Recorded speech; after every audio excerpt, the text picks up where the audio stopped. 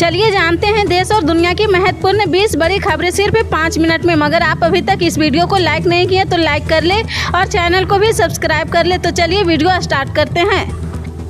प्रमुख नेताओं ने महाराष्ट्र में भाजपा एनसीपी को झटका दिया। जी हां, पूरी खबर हम आपको विस्तार से देंगे, तब तक आप वीडियो के अंत तक बने रहें। जी हां, आपको बता दें महाराष्ट्र में बीजेपी और एनसीपी को उन पार्टियों के प्रमुख नेताओं से झटका लगा है। दोनों दलों के सचिव बीआरएस में शामिल हो गए हैं। देशभक्ति के उद्देश्य से उभरी बीआरएस पार्टी का विस्तार सफलतापूर्वक चल रहा है। कई दलों और नेताओं ने महसूस किया कि बीआरएस प्रमुख और सीएम केसीआर की दृष्टि देश के लिए तत्काल आवश्यकता है। बीआरएस पार्टी में शामिल हो रहे और देश की वास्तविक प्रगति के प्रति अपना रुख स्पष्ट कर रहे हैं। इसी क्रम में सोमवार को हैदराबाद में बीआरएस प्रमुख सीएम केसीआर की मौजूदगी में महाराष्ट्र के विभिन्न दलों के नेता और प्रमुख लोग बीआरएस पार्टी में शामिल हुए हैं।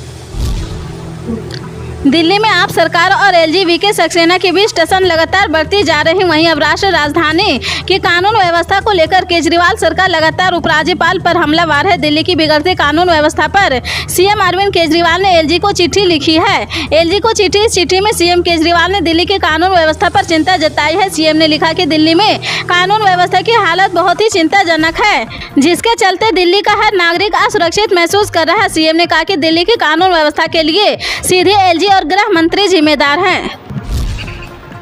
पश्चिम बंगाल में पंचायत चुनाव को लेकर ममता सरकार को सुप्रीम कोर्ट से झटका लगा है। सुप्रीम कोर्ट ने कलकत्ता हाई कोर्ट के फैसले को बरकरार रखा है, जिसमें कहा था कि राज्य के हर जिले में केंद्रीय बलों की तैनाती की जाएगी। इसके साथ ही राज्य सरकार पर सख्त टिप्पणी करते हुए उच्चतम न्यायालय ने कहा कि चुनाव कराना हिंसा कराने का लाइसेंस नहीं है।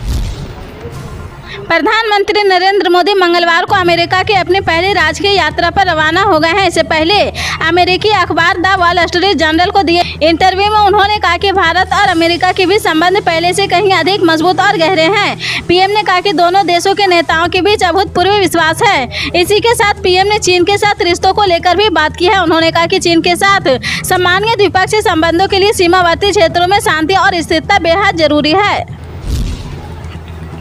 महाराष्ट्र की सियासत में इन दिनों भूचाल आया हुआ है। हाल ही में राज्य के पूर्व सीएम उद्धव ठाकरे ने प्रधानमंत्री नरेंद्र मोदी की अमेरिका यात्रा पर सवाल उठाते हुए तंज कसा था।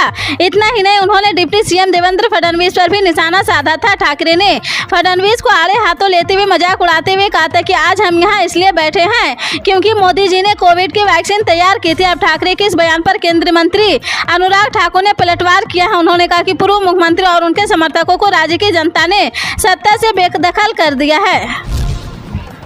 देश भर के कई इलाकों में भीषण गर्मी के चलते लोगों को परेशानियों का सामना करना पड़ रहा है। लू की चपेट में आने से कई लोगों की मौत की खबरें सामने आई है और कई अस्पतालों में भर्ती है। इसी बीच दिल्ली में केंद्रीय स्वास्थ्य मंत्री डॉक्टर मनसुख मंडाविया ने इसे लेकर एक बैठक बुलाई है। इस उच्च स्तरीय बैठक में सार्वजनिक स्वास्थ्य तैयारियों की समीक्षा की गई है। स्वास्थ्य मंत्री मनसुख मंडाविया ने बुलाई गई इस बैठक में तमाम बड़े अधिकारी मौजूद थे। इस बैठक को लेकर जो जानकारी सामने आई है उसके मुताबिक इसमें नीति आयोग के सदस्य डॉक्टर वीके पॉल, भारतीय चिकित्सक अनुसंधान परिषद के महानिदेशक डॉक्टर राजीव बहल और भारत मौसम विज्ञान विभाग के अधिकारियों समेत तमाम अन्य एक्सपर्ट मौजूद थे।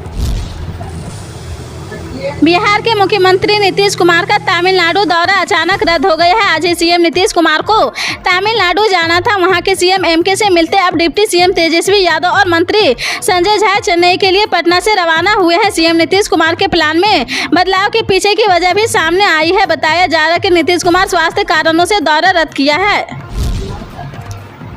प्रधानमंत्री नरेंद्र मोदी ने कहा कि रूस यूक्रेन के बीच मौजूदा संघर्ष में भारत शांति के पक्ष में खड़ा है।